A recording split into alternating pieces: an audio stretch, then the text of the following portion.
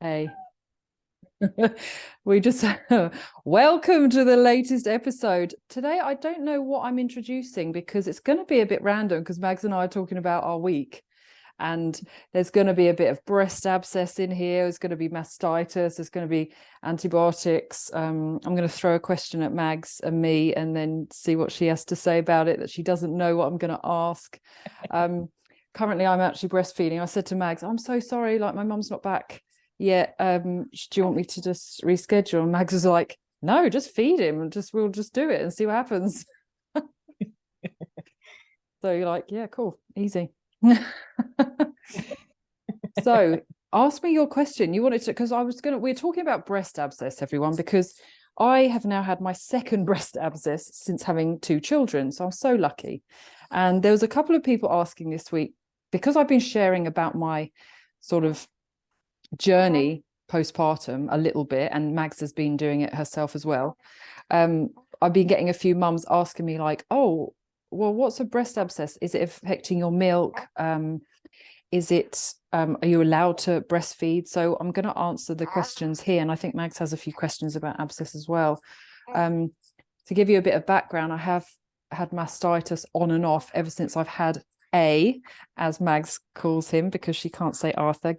Just say Arthur. Try it again. It's funny. Arthur. Arthur. I love it. So we actually shared in the last podcast that I'd be doing ultrasound to break up the tissue. Remember that? I was talking about that, and it worked for that week. And then I went back again, and I was still having these hard lumps in my breast. And it is all well and good going for all these alternative therapies to try, but ultimately, if you need antibiotics, you need to get antibiotics. And I think I left it a bit too long with the mastitis. I should have got onto the antibiotics sooner, because it kind of started inflaming my neck, came up to my face. It was in my armpit and was all swollen round my breast and round the mastitis on the right side of my breast. And it ended up turning into an abscess, which I had to go to emergency for last weekend, because it was half the size of my breast. So it's all down the right. It was just rock hard. And I'm presuming it would have impacted my milk supply, because it's like a hard cyst stuck in the breast, and would have added pressure to the milk ducts. So he would have been getting less milk. And I was talking to someone, I know Mags asked this question just before, but I was talking to my husband's gran yesterday. She said she had an abscess with one of her children, and she said she was told not to feed, like stops breastfeeding straight away. And I actually asked both doctors who I've seen over the last week, and they said, no, you have to keep feeding because it will keep the milk supply going, and it will keep the drainage happening. So it's the best thing. But you obviously think in your head, like, is this abscess going to affect the baby? Like, what's it going to do? But it's just like a lump that's squashing the breast. It's not actually going to go into A's mouth. The milk. Yeah. Archer's mouth. And did you find he's favoriting one of the boobs, we'll call them different names, over the other side, or like, is he getting more out of the non-abscess boob? I think he was. I think now that the abscess has been drained, like I'm definitely noticing milk coming out of both sides a bit more evenly, which is great because it feels a lot less inflamed. Today I went, so with this abscess, it's a 30 ml abscess, and I had it, you can have it either cut, which is going to impact your breast tissue, it's going to impact your milk supply. So you kind of want that to be the last resort, because you can actually have it drained via ultrasound, which is the less invasive.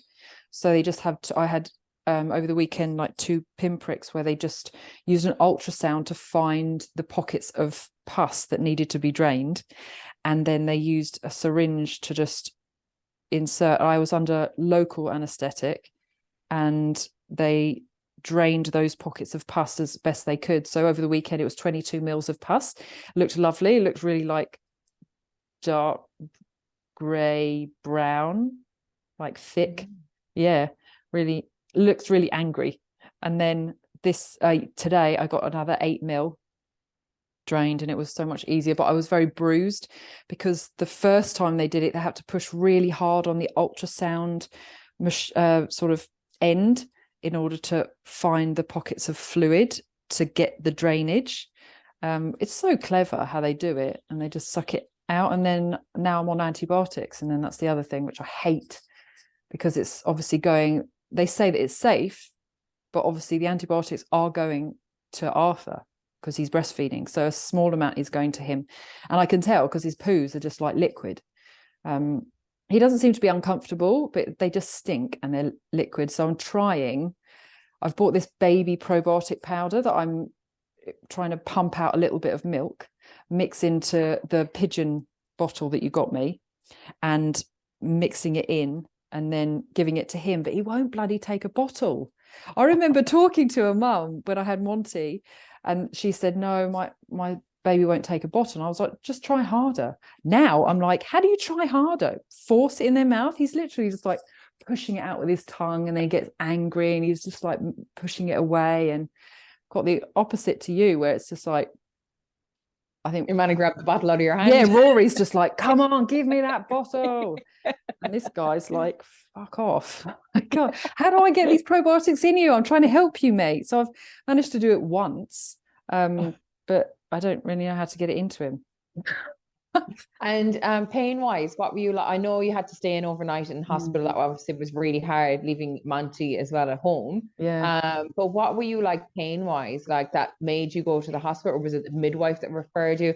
What point did you have to get to go to the hospital, if anyone's listening that is in your similar situation? Yeah, great question. It was on a Friday, and my antibiotics, it was the last day, and I messaged my midwife in the morning and said, it's my last day. It's still very hard and tender, and it was throbbing. And you know, when I saw you on the Monday, that was my first day of having antibiotics. So I saw you at the chiropractor, and my face started getting red, and it was all up my neck. So I'd obviously left it too long. So I should have got onto it at the beginning of the week rather than left it to Friday. So on the Friday, no, I saw you. So I must have seen you on the Monday, and then it had still, the antibiotics had helped reduce the inflammation in my face and neck, and the redness on my breast, because you will get, like, it may feel quite hot, and you might get sweats in the night. That might not just be postpartum thing. It might be that you have mastitis and you need to get onto antibiotics quick. It's just very tender, and there'll be hard bits that won't, after you've drained the breast, they're still hard. So these are just a few signs that it's mastitis, or it could be escalating to an abscess. The fact that I was at the end of my course of antibiotics and it still was rock hard, and the inflammation had gone, but the hardness was still there. The midwife just wasn't happy. So she ended up researching around all of the, she looked at Flinders Emergency, and she looked at Port Noarlunga Hospital emergency to see like the waiting list of how long you'd be waiting in emergency. So it ended up just being an hour at Noarlunga, or I could wait 7 hours at Flinders. And I was like, right, let's just go to Noarlunga. It's crazy. Wow. So we ended up dropping off Monty at my in-laws at McLaren Vale, and then going to emergency, where we were seen with like an hour and a half. We were waiting, which was fine. And then the doctor who saw me said, well, it's a long bank holiday weekend. We might not get you referred to do an ultrasound, because I just need to know if it's a proper emergency or if it's just mastitis and we need to give you another course of antibiotics. And I was like, I feel like it's abscess. But obviously the doctor, like, he needs to do his thing. You were been doing what you were told this time, Lara, were you? I know. I was like, okay, sir. Yes, all right, fine. In the meantime, he was on IV antibiotics. I was like, I hate them. Like, I know there is a place for antibiotics. There really is. But I just know how much damage it does to the gut, because it's done it to me. It's fact, it's evidence behind it, like how much antibiotics are overprescribed, and it's damaging a lot of people, but there is a place for them if they're needed. So this guy ended up doing my bloods, and he felt around the breast, and he was like, I'm going to get you to do an ultrasound. I was like, thank you. So they did the ultrasound. They were like, right, it's half the size of the breast. We need you to go to Flinders because they don't drain breasts in Noarlunga. So I was like, I could have just gone to Flinders and just waited, but you don't know, do you? So this was 4:00 in the afternoon. We went to Flinders. We were there by 4:30. So contacted my in-laws to say, can you have Monty and my mum overnight again, because we don't know how long we're going to be here. So Arthur was with us, obviously, and me and James. And then we didn't get seen until 9 p.m. And we thought we'd just jump the queue because we were referred from another emergency department. But no, I shouldn't have thought we would be. But I think because in your head, you're just like, well, I've already seen emergency. Can I just cut the queue? But there's obviously other people who are more important. So we got seen about 9, and they stuck us on a ward, on a bed, and they were like, okay, so what food do you want in the morning? And I was like, what do you mean? What? I'm not staying overnight. I haven't even spoken to anyone yet. And James was like, can we talk to a doctor? Because we've been here for 4.5 hours and no one's given us any information. And now you're thinking that we're sleeping overnight. Like, she's breastfeeding. Like, and they were saying, oh, I didn't realize that you had your baby with you. I was like, yeah, I've had him the whole time. Like, I need to keep breastfeeding. And they were like, oh, okay, well, you can't stay on this ward. I was like, why am I on a ward? Just fill me in. Unfortunately, the doctor then came and she was saying, right, because it's an abscess, it may burst and you may get sepsis. I was like, oh, crap. Okay. And I said, but I live 9-minute drive from here. Can you not just book me in for the drainage and then I will come back straight away as soon as there's a slot? And they said, well, no, because you're higher on the priority list if you're an inpatient. If you're an outpatient, then you're lower down on the list, even if it's an emergency. And I was like, yeah, but I said, can you see me tomorrow morning? They were like, we will try. And at that time, I burst into tears, and because I wasn't allowed to eat the whole day. So I'd had half a piece of toast about 8 in the morning. And they said, we don't know if we're going to have to do surgery on you, so you're not allowed to eat. Oh. So then by 9 p.m. that night, being told I have to stay on a ward with Arthur, and then I hadn't eaten, I just burst into tears. And the doctor was like, look, we're not going to do surgery on you, so we'll get you some food now, and then maybe we'll come back in 20 minutes because obviously you're feeling it right now. We'll get you on a birthing, I think it was the maternity and endocrine ward in Flinders. We'll get you on there, they'll look after you better because you've got a baby. And then they gave me some shitty food, but it tasted like amazing, because I think I would have eaten a horse's foot at that time. And because you're still breastfeeding on all this, he's taking all your yeah. So I was like, just like Gollum, just like crying in the corner, rocking. I don't want to stay on this ward. And then so after them talking about it and them saying that it's an emergency, we need you to stay over because we don't want you to wait until Tuesday, because it was the long bank holiday weekend. We don't want things to escalate. I said, okay, well, surely they'll do it in the morning then if it's that much of an emergency. And James came back first thing in the morning at like 7 a.m. like, cool, we're going to get this drained. We were still waiting. And then fortunately there was a new nurse that started, and she was chasing around the radiologists, and she came back to us and said, so the radiologist who was going to drain your breast didn't know anything about it. And I was like, what are you talking about? I don't understand this system. I just cried again. We'd been on the ward just hanging out all day, not knowing what's going on. And then about 2:30 that afternoon, she came in and said, you can buy me champagne later, but you're going to get drained right now. And I was like, oh, cool, amazing. Oh, I burst into tears again, gave her a big cuddle. I was like, thank you so much. And then it took 20 minutes of drainage for 2 days of waiting around and not knowing. It was so painful though, because they had to put that pressure, and my breast was bruised, but it was nice to get that hardness drained. So it was a relief. And now I have to go back again in a week because they need to ultrasound it again to see if there's still cavities of pus, cavities of abscess that they need to drain, or it may be fine. So God, boobs, like you boobs. No one talks about this stuff when they say, let's just breastfeed. Baby knows what to do. They just do the breast crawl up to your nipple and latch on, and it's all really lovely and magical. Fuck off. It's so hard. Like, they don't talk about nipple shields and draining the breast and pumping and like all of this other breast abscesses. Mastitis seems to be super common. It's crazy.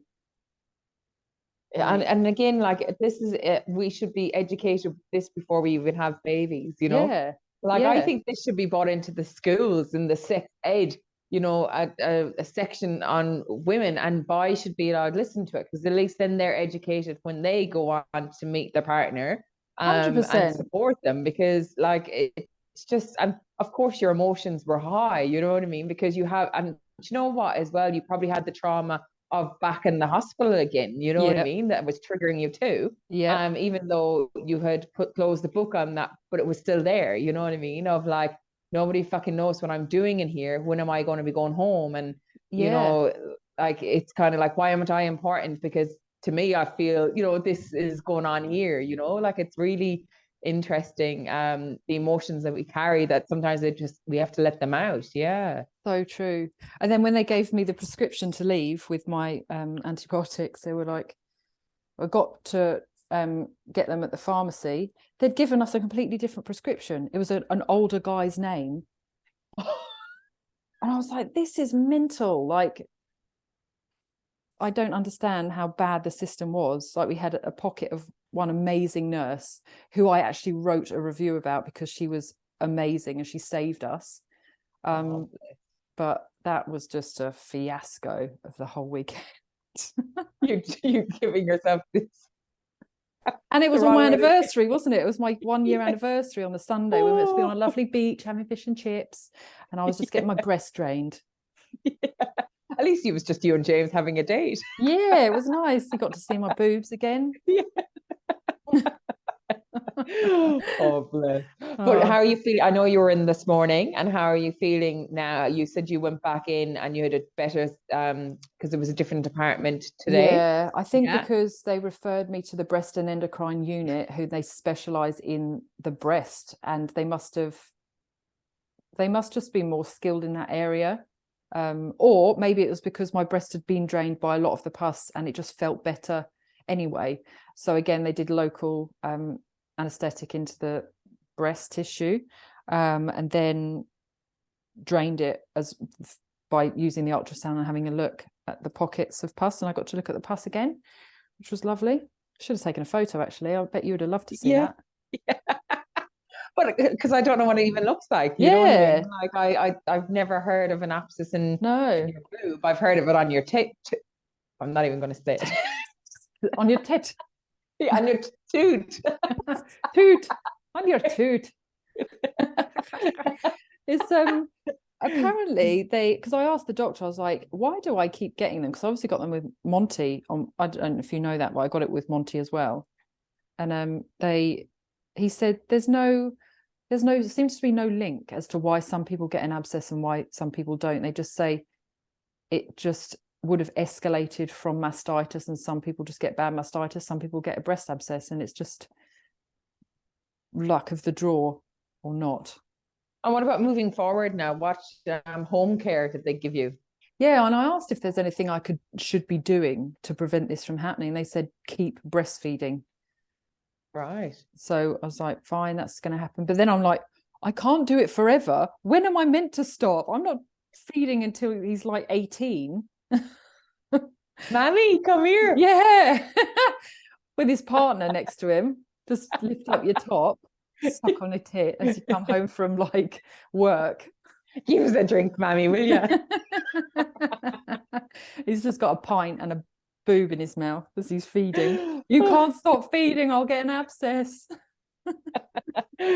Oh man. Yeah, so there's no basic, like what about when you're, you know, they with the mastitis, they get you to the similar the small circles and the massaging up the breast into the lymph nodes, breast, up into the armpit, up to the neck. I should have asked them if I should still keep massaging, because obviously it's an abscess, so you can't break it up. You have to drain it. Yeah.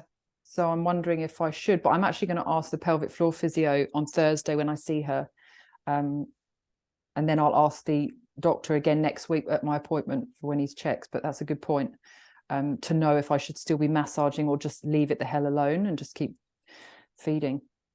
Yeah, definitely. And then you could write it on the comments of this podcast what they came back with then as well. So yeah, good point. Someone's listening that they know. Yeah. And obviously it's a different journey and story for everyone, but this has been your experience. And you know, sometimes I think you're given a challenge though, because this is something you've just learned from this. I know you had it with Monty, but you've learned more this pregnancy because, after pregnancy, because you want to ask questions now, you know what I mean? Yeah, So, exactly. yeah, Definitely. where before you wouldn't ask questions. Yeah. No, and I definitely, and every time I see someone, I always think of you and the podcast and us, and just like, oh, what questions can I ask? Oh, what can I cover on our podcast now because of this?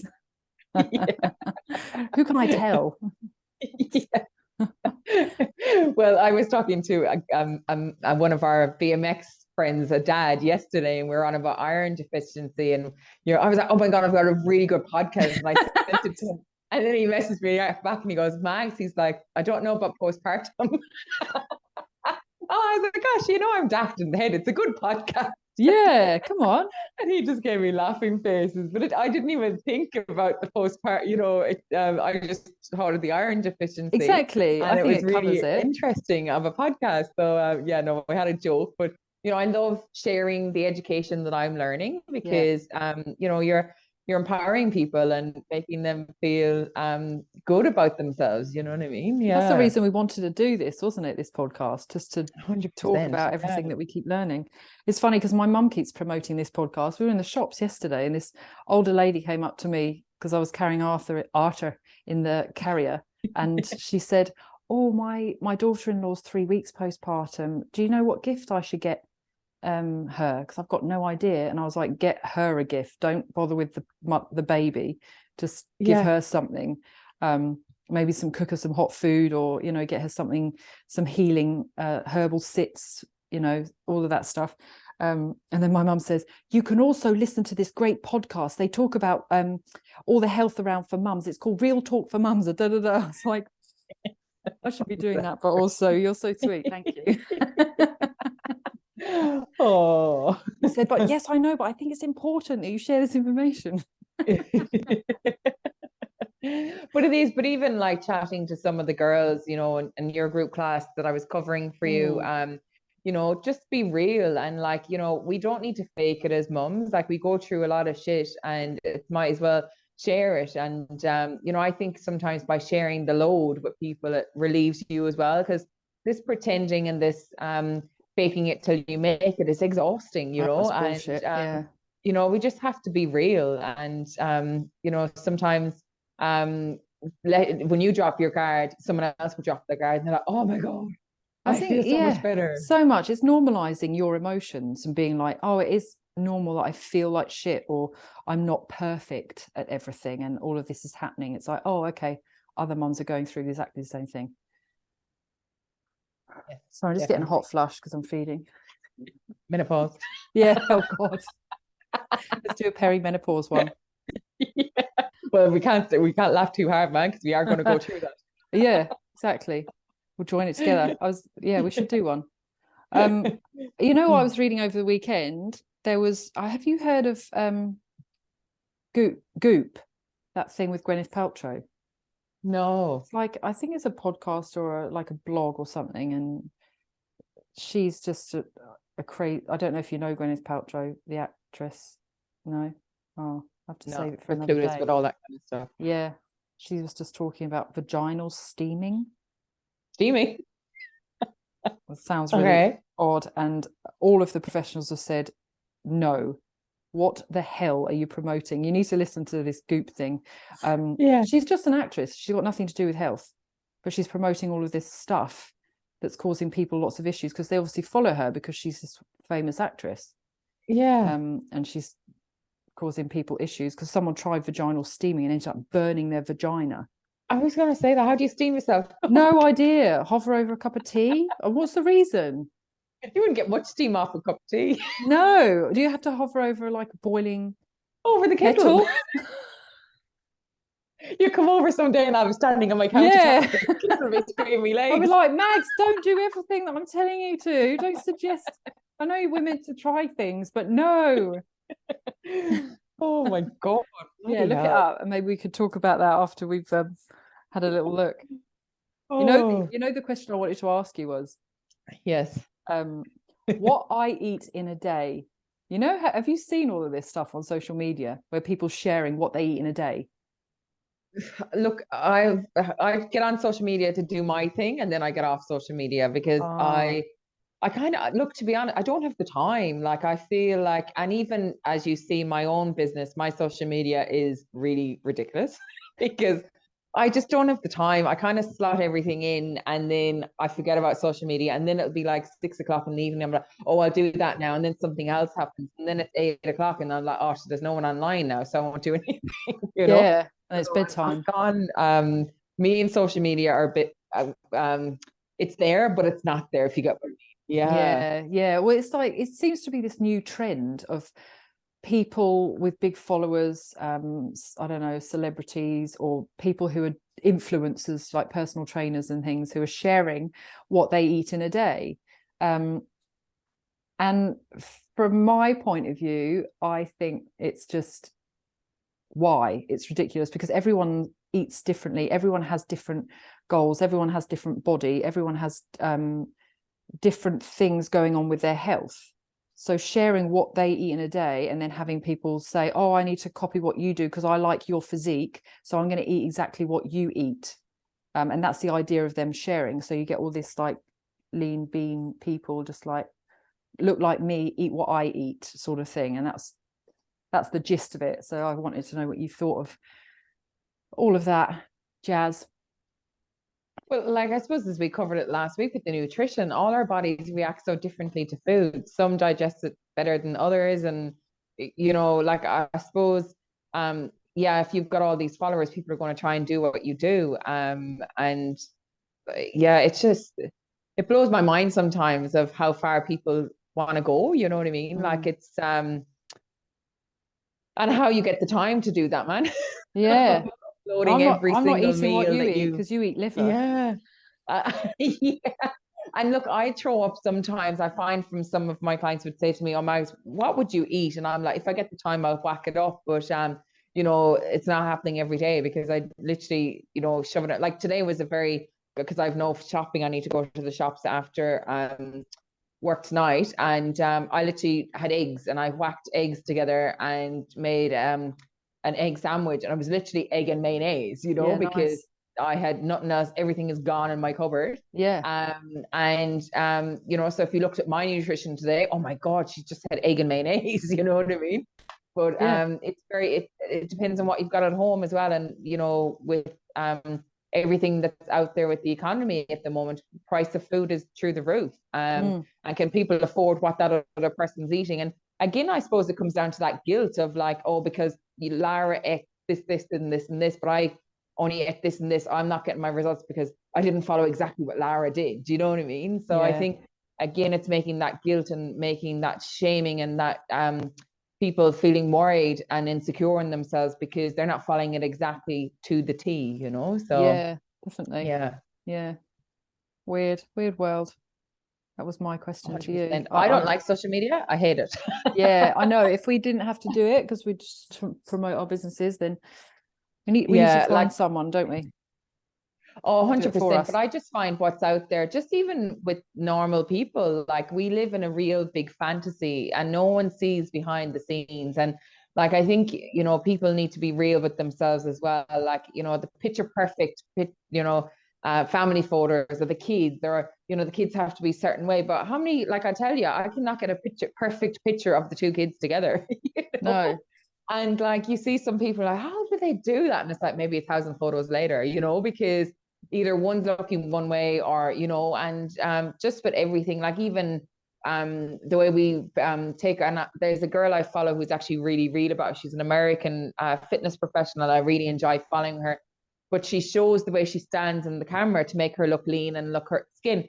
But then when she sits in a chair, she'll grab her belly, a loose skin, and she's like, I've got this too. It's just the way I stand in the photo that makes me look this way. But this is me in real life. And I think people need to understand as well that the big followers have money behind them, and they might have a professional photographer to help them, professional makeup artists. You know, there might be a big, huge thing behind the scenes that people don't know. And then the people in the ordinary life want to live up with that and try to keep up with the appearances of it, and then they lose themselves in it, and then a lot of it then comes down to their mental health of how they're feeling about themselves, you know. Well, that's my opinion anyway. Yeah, definitely, exactly. I just remembered that I didn't cover one thing I was gonna talk about with regards to probiotics. I know I said that I would give Arthur probiotics if he took a bloody bottle. But someone asked me about, when do you take probiotics whilst having antibiotics, or do you wait until your course is finished? Originally, it was if you're on a short course of antibiotics, you then just wait and then you work on your gut health after that course, because it could affect the antibiotics, because you want to kind of just wipe out all of the inflammation and stuff that's going on with the abscess and things. But because I'm now on my 3rd week, it seems to be that you could take antibiotics away from when you took your probiotic. So say if I took the antibiotic at 8 a.m. and my next one's not till 2 p.m, I then take my probiotic at 11, so in that middle window, so it's away from the antibiotic. So you could do it that way, or you could wait. There doesn't seem to be anything that I found, unless listeners know something that I don't, they could share. There doesn't seem to be anything that says you should take antibiotics at the same time as probiotics, or it's best to leave it. So that's what I've found so far. I'm going to keep looking it up though. I'm desperate to get off these antibiotics though and get on another question, because you're big into it as well, is the kombucha. Yeah. So what's your story with that now? Because I know that helps gut health as well. I like it, but I don't make it. What are you doing with that now? I've actually stopped making it for now, because it was just, I could start again feeling I've got a bit more time. It doesn't really take that much time. It's so I was going to do a kombucha making course. You should come and join it if you're keen. I'll get you a SCOBY. So a SCOBY stands for small SCOB, small something. I've lost my train of thought. Bacterial yeast. I can't remember. I'll write it in the comments. And it's like a fungus, like a mushroom. It's thick. It can be thick, it can be thin, and you ferment it over 7 days, and the liquid that it produces then can create sort of good quality gut probiotics. So an alternative to taking a supplement, is actually better to take in natural form as much as you can. Obviously there's a place for supplements with probiotics. So kombucha, kefir, sauerkraut, kimchi are all really good foods to introduce into your life for good gut health, to bring in some variety of bacteria into your gut. And that's one of the things, kombucha, and actually really like it. And what about the kombucha that you buy in the supermarket that's fizzy? Is it the same thing? Like it's fizzy as well? Yeah, well, mine is fizzy. It's not as fizzy as the store-bought ones. And actually, my one you should only have a shot of, because it's really good, high quality probiotics in there. And you don't want more, because it could go the other way and just give you the shits. So you need to kind of weigh it up. And also, if you're finding that you are making your own home brew, it's the best way, rather than buying the store-bought ones, because they're overly processed and they're added in fizzy, so it's more commercialized, like less probiotics in it when you look at the label on the back. So getting a home brew or going to a health food shop who brew their own is a little bit more expensive. But if you do your own home brew, it's super cheap. It's just a little bit of time. And it is fizzy, not as fizzy as the store-bought ones. And you should only have, if you're finding that you're having kombucha and it's going the other way, you're getting really gassy and you're getting an upset tummy, you're obviously doing too much. And just alternate or do it once every 3 days and just start listening to your body and paying attention. It obviously, maybe it's that it's fizzy and that's the issue. Yeah, no, it is. It's good to know all these things. I've thrown you off now and asking you questions. I know, I need to write in SCOBY. As soon as I get off this podcast, I'll remember. And the what you call it, you said there to me as well, it's the German thing. Because my friend actually bought me that. Yeah. And I actually didn't mind it. So I used to have it every single day before my dinner. Nice. I need to go and buy it again. And all through my pregnancy. And like I touch wood all the time, but thank God, touch wood, my gut health is amazing. Good. Yeah, when she first gave it to me, it was a real weird taste. But then I just got into the habit of it, just having like a spoonful every single day. Yeah. And it just became a habit again, you know, and you just get used to the new flavor. Yeah. Any sort of fermented vegetable like the gherkins, they're great. With the sauerkraut, if you're finding again that it's causing you gut issues, like you're getting bloated and gassy and stuff by having it, some people just have one strand of the sauerkraut or just a little bit of the liquid from the sauerkraut, and that is enough to build it up into their system, because they may be super inflamed and it may be too much for them. So again, it's listening to their body, and just because it's a healthy gut healing food doesn't mean it's right for you. Like everyone's body is different. Like we talk about, one person's food is another person's poison. So it's just paying attention to what works for your body. And where do you get that? In the supermarket, in the fridge, or in the in the health section? Or sauerkraut, I think, is in they just have them in the fermented vegetables section, like canned vegetables. I think you can get them where the gherkins are now, in like Woolies and Coles and things. Woolies are always a bit better, I find, than Coles.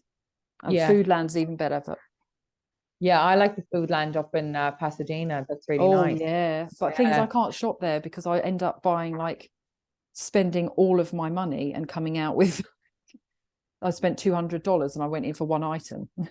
Yeah. The only negative I don't like is like where they've the restaurant part of it. Like a lot of people love that, but it just, to me, it's too crowded and I get a bit claustrophobic and I'm like, oh my God, there's people everywhere, you know? Oh, okay. And obviously it's lovely. It's a real nice vibe and whatever, but I'm like, how can someone relax when all these shoppers are around them? Yeah, I see what you mean. Yeah. But it's a nice, like, I really love all their, like, even their baking and stuff as well. Like one of my friends came when Rory was born and bought me the cornflakes cookies, you know, and they were just like, oh my God, so tasty. Yeah. Oh, I haven't had those before. Really, really nice. Yeah. And they've such different variety up there. It's lovely as well. Yeah. Oh, we should go there and have just like a date together. Yes. Without children. I'll be that one person that'll be like, oh my God, people watching. Get away from me. Leave me alone.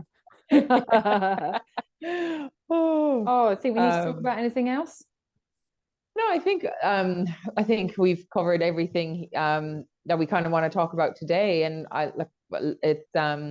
it's good because it's natural. You know what I mean? Like, we've literally come on here today just to talk about you, and we've gone on to a total different topic as well. Yeah. Well, what's your opinion on the question you asked me about these food followers and stuff? What do you make of that? Oh yeah, again, I mean, I can see maybe why they're sharing it, because they're trying to inspire people or share that they're being real, maybe, and that they don't just eat healthy food all the time. But then, so I can see in that way, because if I would share like what I eat in a day, it wouldn't be this amazingly healthy food every day, because that's just not real. Like, we eat chocolate, we eat cake, we eat like whatever we fancy, but it's just not all the time. And I just don't like it when people hook onto that and then expect to have these bodies that these people are promoting by eating their food, when they may actually not be sharing really what they're eating. It may just be smoke and mirrors, like a lot of social media is, and then they fixate on it and think that their bodies are shit because they're not eating according to these fitness professionals. But again, it may not all be real. I don't really see the point, but yeah. Yeah, it's interesting world out there, but even all the different type of influencers, that's what, you know, people are called now, isn't it? Yeah, influencers. Should we be an influencer? Yeah. I don't think anyone would follow me. They'll be like, who's this chick? But yeah, it's very interesting of what's out in the world now, you know, like even anything like, you know, say even with leggings now and stuff, you know what I mean, like what we wear all the time, of all these new leggings that are coming out, and like watching them and stuff like that. And it's like, wow, it's really interesting how the world has really opened up to different people, and the way we operate for making a living, I suppose, is kind of what I wanted to say. Like, you know, before it was a Monday to Friday 9 to 5 job, and or else working, you know, hospitality or hospitals or, you know, stuff like that in the weekends. But now people can make money from their living room, you know, like cleaning their houses. Like there's this lady, I actually find her really good. And she shows you how to clean your house, as in like without using chemicals. And it's really interesting, and she's a massive following. So it's really, we don't have to work in an office job, or, you know, do the old school way of doing things. We can make money from our living room. Yeah, amazing. We can make money from our living room. This podcast is going to make money, right? Yeah. On that note, please feel free to drop us a comment or ask us a question. I always forget this bit. Mags always reminds me to say, make sure you ask for reviews and share. And we have our email address, don't we? realtalkformums@gmail.com. And you're going to set up an Instagram and Facebook page now. Yeah, for this only, which will be really good too, because sometimes it's hard to send emails, where if you pop up in a comment, it's easier as well. Do you know what I mean? So we're trying to make it as easy for people as possible. And spread the word, you know, like keep telling people how amazing we are. Yeah, come on. And you may this girl has not ever done a podcast before, and she's 13 episodes in. This is our 14th one. She's a whiz now, which is why she's called Whiz Kid. Whiz Kid. But no, I like, if this has been good, and if anyone has any other things that they'd like, you know, to get us to chat about, like we're happy to just be honest and go with the flow, really, aren't we? And you know, Mags, this is going to be on YouTube now, so all of our video recordings are going to be on YouTube too. So you're going to see my face. Yeah, a beautiful face. So I need to do my hair and makeup every time we do it. Yeah. I need to sit in my angle. Look at me. I did my hair. I was going to say it looks really nice and bouncy today. Thank you. Well, this is short. It was super down to my breasts. Yeah, I like it short in you. I like it. It's really nice. I'm trying to get used to it. But and you've coloured it as well, haven't you? I had to get rid of the grey. So I didn't dye my hair the whole time I was pregnant, because I had this fear that it was going to go to the baby. I don't know if it's real, but I just had this. Yeah. I'm a hairdresser, dude. Exactly. Yeah, you should know. And even my best friend was like, get over it, mate. I dyed my hair the whole time. But I was. But it is. Look, we get it all the time, and you're not the only one. Like working, all my listeners, you know, I'm a hairdresser back in the day. That's the trade I came out to Australia as a hairdresser. Yeah, it is. It's so common. But years and years ago, the dyes were really harsh. Even like, you know, perm lotions and stuff, they'd rip the hands off you. Like it was so intense. Where now everything's getting lighter. You know, there's more education around it. Everything's quite conditioning now. And even you know, there's new research to say as well, you know, people that have really quite coarse, strong hair, that they even recommend dyeing the hair, because it softens it, because there's so much goodness in the chemicals that they use now, that it helps the hair. Because sometimes, you know, our hair can get really fried up. And even say my hair, I've really, really oily hair. And by getting it bleached, getting highlighted, because a lot of people think when they've blonde, they're like, no, I don't use bleach in my hair. And it's like, yeah, honey, you've got bleach. But it dries out your hair, but dries out your hair in a good way. Like you'll complement it with your shampoo and your conditioner. But it's good for my hair then, because my hair isn't as greasy every single day. Where if I don't dye my hair, you can see my roots get really, really greasy because I've just got extremely oily hair. So there's pros and cons to dyeing your hair as well. Yeah. Wow. Why didn't I just go to you? I keep forgetting that you were a hairdresser. You could have just done my hair. Next time, I'm just going to come round to your house. I'm retired. I don't even do my husband's hair. You just do me. I gave Rory his first haircut. Just I me, saw, not anyone else. yeah. But Would you do your yeah, own no, it is. hair? No, I go to a girl to do my hair. Yes. Okay. Yeah. But I get it so natural that like I don't dye my hair because I don't have any grays. What?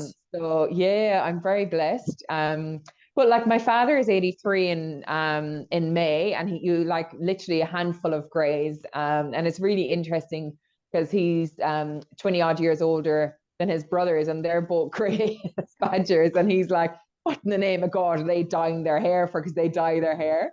And I'm like, well, Dad, not a lot of people are blessed like you to get away with not dyeing your hair. So I must have his gene of Oh, I know. coloring. How Yeah. lovely. So I wanted my yeah. nana's gene. My nana has got dark black hair almost, with just some flicks of grey to the side of her hair. And I'm just like, how have I got more grey hair than my nana? Ridiculous. But yeah, I'm glad I cut my hair because it was the postpartum hair where the hair just falls out in chunks. Oh, mine's the same. Like my husband's like, how many times am I cleaning the shower? And I'm like, oh. Yeah. But It's it's not like, as bad as it was with Sean. Like with Sean, I lost clumps and clumps. I was like, I had basically alopecia, like yeah. in my, it was so bad. And I remember one time I went to a hairdresser's just to feel good in myself. And she's like, oh my God, you've a big bald patch in the back of your head. And I'm like, shut the fuck up, please. Yeah, I know. I don't need I to know it's there. And I felt I know, how did you get that? And I was just Yeah. like, oh my God, please. But it was just Postpartum. it was all the medication look I was on, because as well, this is another thing with your antibiotics and your pain relief and everything we're put on. It has to come out of your body. So it comes out of your body through your hair, and even totally changes the subject from fitness. But anyone that's listening, like that, has had antibiotics or really hormonal or perimenopause or anything like that, our hair can change so much. And like you could be using the same dye or the same shampoo in your hair for donkeys and donkeys and donkeys, and it can react to it. And that's why, you know, a lot of people get annoyed when some hairdressers ask, can they skin test you for color every kind of so often? The reason they do it is because your body can overnight react to something, like reacting to food. But people don't realize it that your hair dye can react to it, and your shampoo could go from this beautiful bouncy shampoo, and then all of a sudden your hair is flat. So what happens then is your hair could have a total buildup of the shampoo and the conditioner, and you just need to change it. And sometimes I say to people, when that happens, go and get a clarifying shampoo, remove all the product from your hair, because a lot of people are scared to use that product because it strips your hair. But it strips your hair from all the what you call it, the silicones and stuff that has been in your product. And then you can reuse your shampoo and conditioner again, and then you get that lovely bouncy hair again. Yeah. Ah, interesting. And I I think just thought, postpartum as well. I think it's important. I think postpartum as well, like obviously there's so much change that happens in your body. It makes sense that definitely. things might really be different. And even like you find postpartum, say the hair loss, and like don't get scared about the hair loss unless, like, you know, obviously with Sean it was a different situation for me. But we've grown extra hair while we're pregnant. Our hair looks big, it looks fluffy, it looks really good. Shedded any hair. So yeah, and we're producing more when we're pregnant. So then when we're postpartum, then it comes out, but it's not as if we're like, you wouldn't even notice that you haven't noticed that you've gained that extra hair, but you notice you're losing that extra hair because it comes out. Or when you gain it, like if we wear it up or whatever, we don't realize we've gained that extra hair, but we know when we're losing that extra hair. Yeah, so definitely. But even our skin, everything, and it's just like, you know, as well, with sun protection on our hair, we need good protection on our hair as well. That people again don't think about, because what you call it, it's like putting sunscreen in our face. You know, like I remember when I used to go overseas, because I used to be bleach blonde hair, I'd always cover my hair with conditioner before I go out to the beach for the day. So anyone's listening and has really dry hair, you know, that's why. She's the guru. If you have questions about hairdressing, I keep forgetting Mags is a hairdresser. It's all actually really handy. So drop us a question. But I'm retired. I don't do hair anymore. Okay. Oh, Lara will have a perm next week. Yeah, it'll be green with a perm. Like, what's happened? Oh, all right. Thanks for listening to our episode, everyone. As always, please share and love us. Give us kisses. review. Bye. Bye.